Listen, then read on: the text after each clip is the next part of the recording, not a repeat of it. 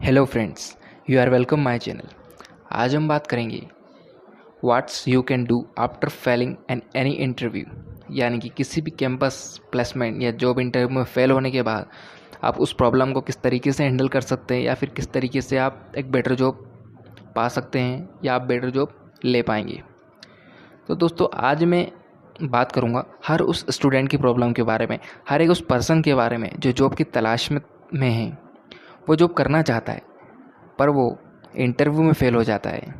Somehow वो campus placement crack नहीं कर पाता है। कहीं ना कहीं वो मिस्टेक हो जाती है। मिस्टेक हर किसी से होती है।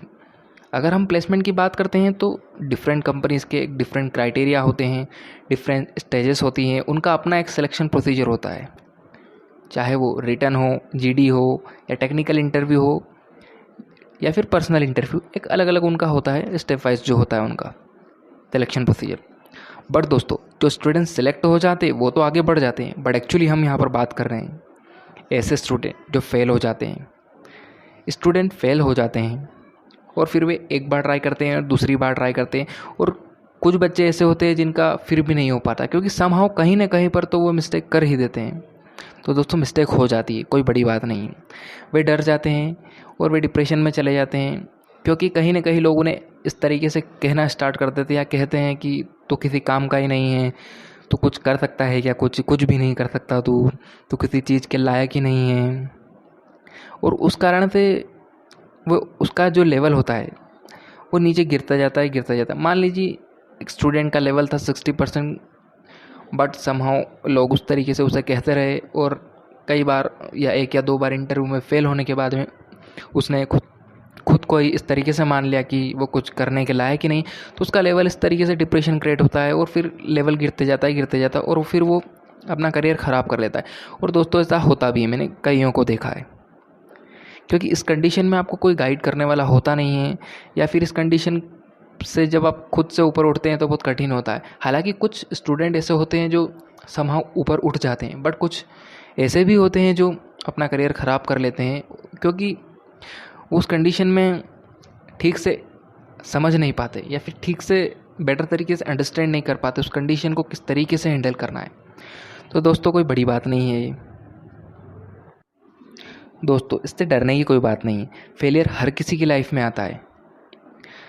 मैं आपको बता दूं कि किसी भी पर्सनालिटी की लाइफ में आप जाकर देख लो, लाइफ में फेलियर आए हैं, उनकी भी लाइफ में फेलियर आए हैं, उन्होंने किस तरीके से हैंडल किया है, और उस फेलियर को एक्सेप्ट करने के बाद, हैंडल करने के बाद में फिर जो सक्सेस मिलती है उसका मज़ा अलग होता है दोस्तों।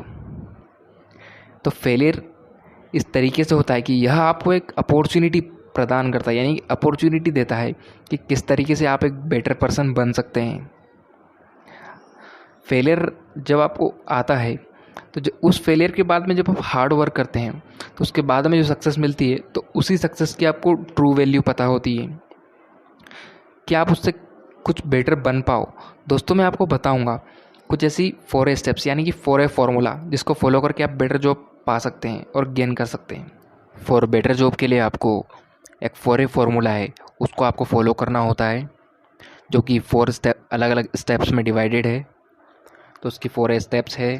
पहली है अलोन, दूसरी एनालाइज, तीसरी एक्शन, एक चौथी है अचीव। एक बार फिर से दोस्तों, अलोन, एनालाइज, एक्शन, अचीव।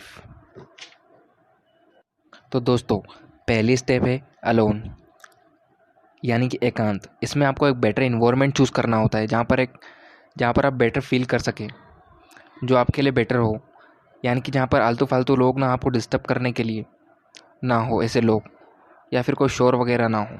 एक बेटर इन्वायरमेंट आपको चूज़ करना है इसमें। और सेकंड स्टेप आती है एनालाइज। इसमें आपको एनालाइज करना होता है, यानी कि विश्लेषण करना होता है कि आपके राउंड किस हिसाब से हुए थे, कहाँ पर आपने मिस्टेक की थी, कितने राउंड आपने पास किए थे, यानी कितने राउंड में आप एक्चुअली सिलेक्ट हुए थे, या फिर कहाँ पर आपने मिस्टेक की थी। तो आपको मिस्टेक फाइंड आउट करने की कोशिश करना है। मेनली इस राउंड पे आपको किस पर फोकस करना है, आपकी मिस्टेक पर, कि कहाँ पर आपने मिस्टेक की थी, और आपको आपकी मिस्टेक एनालाइज करना है, और आपको एक पेपर पर उस मिस्टेक को लिखना है। इसमें आपको सब कुछ नहीं लिखना है जो सिर्फ आपने मिस्टेक की थी, एक्चुअली वही सारी चीज़ें जो, यानी कि मिस्टेक जो आप कर चुके हैं, वो आपको लिखना है। और थर्ड स्टेप है एक्शन, यानी कि कार्य करना।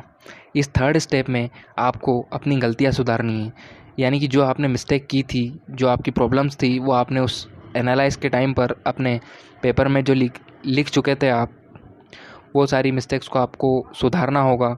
और एक बार फिर से आपका जो सिलेबस है, इंटरव्यू से रिलेटेड जो भी सिलेबस, आपको फिर से रिवाइज करना है और आपको अपने आप को एक बेटर तरीके से प्रिपेयर करना है। जब अपने आप को प्रॉपरली तरीके से प्रिपेयर कर लोगे तो फिर एक लास्ट स्टेप आती है दोस्तों, उसका नाम है अचीव। यह लास्ट स्टेप होती है। अगर आप पिछली 3 स्टेप अच्छे से फॉलो करी होगी तभी आप इस लास्ट स्टेप में अपनी जॉब पा लेंगे। क्योंकि दोस्तों ये वह स्टेप होती है जब आप अपना परफॉर्मेंस दे रहे होंगे इंटरव्यू में। इसमें आपको अपना 100% देना होगा। जो आप मिस्टेक कर चुके थे उसको आपको बेटर तरीके से अच्छे से सोल्व आउट करी होगी आपने वो मिस्टेक, तो उसको आपको अच्छे से परफॉर्म करना है कि कहाँ पर आपने मिस्टेक की थी। पर दोस्तों ये तभी हो पाएगा जब आप 4 स्टेप्स को अच्छे से फॉलो करेंगे। अगर आपने इन स्टेप्स को अच्छे से फॉलो किया होगा तो आप इंटरव्यू में बेटर तरीके से परफॉर्म कर रहे होंगे और आप एक बेटर जॉब पा लेंगे।